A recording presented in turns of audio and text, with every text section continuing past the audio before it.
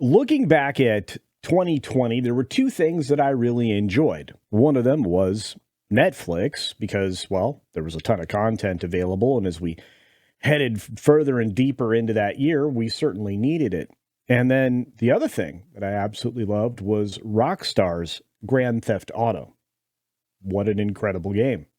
It was so much fun. You could play GTA 5, I don't know, forever, it seems. You could never get tired of playing the missions, and the online component offered, some socialization as well. Well, it didn't take long before both of those two things became combined, and Variety suggests that maybe it shouldn't stop where it has so far. And I think I agree. Want to know what I'm talking about? Well, let's jump into it. But first, though, I'll remind you that I do have a merchandise store, beachpunk.us. And right now, there are some limited items that won't be there very much longer. There's also just an amazing selection of shoes, socks, bottles, sweatshirts, shirts, pullovers, hoodies, three-quarter sleeve shirts, hats, bags, you name it. There's all kinds of stuff there with great designs. So do check that out because it helps out the channel. But without further ado, I do want to talk about Netflix, and let's take a look at that story. Netflix and Take-Two's licensing pact shouldn't stop at Grand Theft Auto. Well, if you didn't know, Netflix does games now. And if you still subscribe to Netflix, I know a few principled people that won't do it because of a certain film that we took strong offense at. You actually know that they have video games. So the difference Grand Theft Auto downloads have made for the Netflix Games app have been substantial, and that's reflected in this article. And which games Netflix should license from Take-Two next is something else, and why Netflix is in a unique position to benefit from a gaming push. Well, I think I can answer those, and maybe with different answers than what this article has. Now, we are on the free side of the VIP Plus area of the Variety Intelligence platform, which I will absolutely use what's free. So 2024 has been an unquestionably tough year for the video games industry. Why? Well, the layoffs and obviously games failing and all kinds of other issues, including studios that are shutting down, mostly because they decided to lean into the messaging and spend an awful lot of time trying to lecture the people who aren't there for that reason. They're there to have a good time and occasionally look at some characters that have intriguing aspects, among other things. But Netflix is doing very well in the video games area. 3 years into their launch of the gaming's division, Netflix's newer strategy of licensing established games, led by a trio of older Grand Theft Auto titles that were ported to mobile and remastered for consoles, has made a massive difference in subscriber downloads. And here they are. GTA titles, non-GTA titles. Look at how much that is of that giant bar.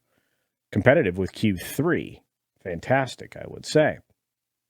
So, released on Netflix games halfway through December, these GTA titles managed to spearhead a 300% quarter-over-quarter increase in downloads for Q4, with a strong engagement leading into 2024 per market intelligence firm Sensor Tower. And they would know. So this heightened success for Netflix's gaming efforts is important as the streamer has multiple mobile and multi-platform games, some at the AAA level in development. Game development isn't cheap to start with, and Netflix has scaled back in other areas, mainly film. And they've talked about that. They're not just going to greenlight a bunch of films that, well, probably have a lot of messaging in them because they don't succeed, nobody watches them, and nobody cares. So Dan Lin, who was Scott Stuber's successor, is moving Netflix away from projects budgeted at $200 million plus, and has overseen layoffs in their film department, which he has. As for GTA owner Take-Two Interactive, last week the gaming giant announced a new 5% cut in its workforce because, well, it's trying to rationalize its pipeline. Yeah, maybe rationalize some of your storytelling too. So the company is in the home stretch of its GTA 6 game, which is expected to rake in billions for the company in its 2025 release quarter. Maybe, but only if the game is good and devoid of or absent all the messaging and garbage. which unfortunately many people fear. Why? Well, I think you probably know why, and I've talked about it right up there. Sweet Baby Inc. Their involvement in any game seems to be the kiss of death right now because not only is it widely known and available to gamers who are astute and are paying attention, they also know that that means there's a lot of garbage inserted inside. So, hopefully, they've been able to mitigate some of that and maybe rescue some original story elements and move a little bit away from the girl boss that's being presented to everybody as far as the marketing is concerned. So the exact date for the game hasn't been announced yet, but Take-Two has also ordered its developers back to the office permanently, and a sign that teams working on GTA 6 could be subjected to the same kind of crunch that we've seen before. So Take-Two should license more games to Netflix, and Netflix should in turn take a cue from how Take-Two makes money. And I don't disagree. But there's something else I would add, and I don't really think they do a good job of breaking it out here. They should be building a GTA universe inside of Netflix. They should be making shows and films that mirror the games. And if not mirror, are basically based on it, because everybody loves a heist movie. And GTA is basically just a series of different kinds of heists, one type or another. And that's something that not only do game enthusiasts enjoy to the tune of over a decade of dominance for GTA 5, and of course other Rockstar titles as well, including Red Dead Redemption 2, but it's something that we also enjoy in film. There's a big win here if they were to lean into that. And you can see that their quarterly subscriptions have been going up fairly dramatically. I mean, we set up quite the record at the most recent quarterly call. Netflix has grown to 270 million subscribers, according to this data. And if just 10% played games on Netflix, that's 27 million players that would be spending money within that platform, within that ecosphere. And I agree with that. But one of the ways you can synergize that is to just develop content on the games.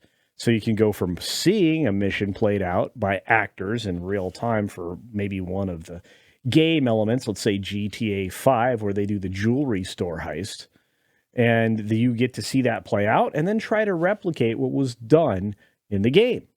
It seems like that would be a lot of fun, considering you can always go back and replay missions that you've already played on games that you've basically already finished. It would add infinite playability to the game and rekindle enthusiasm for whatever else Rockstar has coming out in the future. Of course, that's a thought I had for a long time. But Netflix has opened itself up to ad tiers, as they say here in the article, and they've cracked down on password sharing, and microtransactions are a measure that would undoubtedly help their bottom line. Now, I hate microtransactions, but I could understand leaning into the online version of GTA 5 or potentially GTA 6 could be another source of revenue that Netflix desperately needs. They could also partner up with Take-Two, or, I guess Rockstar in this case, to try to further monetize these movies and television shows. I think they'd be surprised at the results. So they're suggesting that they go after some other things, some other game things in their universe, and perhaps bring more of that in, like probably Red Dead Redemption and Red Dead Redemption 2. And I think both of those would be wonderful in that type of an environment. Whether or not they would play well is another thing entirely, but they also suggest different games like BioShock and stuff like that. They can make that, something amazing. Now, Amazon made sure to have Fallout 3 and Fallout 4 available to play on Luna, its cloud streaming service, before its TV adaptation began streaming. Well, of course they did. They're no dummies, and people probably got a lot of fun out of them, except that Luna is not exactly great compared to any of these other, delivery systems that they've been using. But hey, it was a way to play a game without spending a ton of money on a console, right?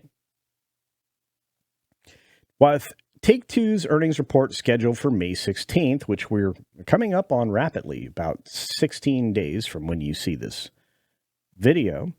It's entirely possible GTA 6 may no longer be on track for a 2025 release, and that could be disclosed during the course of the call, at least now that the workforce is smaller. I would suggest that probably the people that were cut back were not supposed to be there anyway, and were probably just brought in to take care of scrub work at best. But there's no reason not to take fuller advantage of Netflix's emerging platform to grow its revenue, whether it's through licensing alone or if Netflix does take a cue and open itself up to in-game spending. And that's one of the ways they suggest. I still think the real missed opportunity here is in not having a show and perhaps film series based in this world that, you could play the game in video game mode or you could watch it in film or television mode. I think it would work very good episodically considering how the story's set up in, GTA 5, GTA 4, and others. I think that's a big win there. But hey, that's what I think. What do you think? Do you think that this is a win-win if they were to develop TV and film projects? Do you think that's another way to monetize the game? Do you think Netflix should lean further into in-game spending and try to get those microtransactions? And have you ever tried to play a game in Netflix's ecosystem or even in Luna's? I would be interested in your thoughts around both of those platforms. Let me know what your thoughts are down in the comments section below. And you know what? While you're down there, hit that like button. And if you see that little red subscribe button, just click it. Just give it a little click and turn it to gray, because I'm on my way to 25K and I'll get there all the faster if you'll do that for me today. And obviously, thank you for doing so. Oh, don't forget to turn on notifications. We have about 6 or 7 live streams a week here on the channel. That's one every single day for the most part. And we also have usually about 1 to 2 to 3 videos on any given day. So another reason to, pay attention.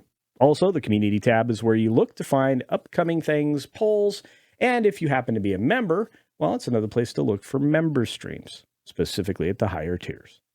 On that note, be sure to take care of yourself, take care of others, and until next time, see ya.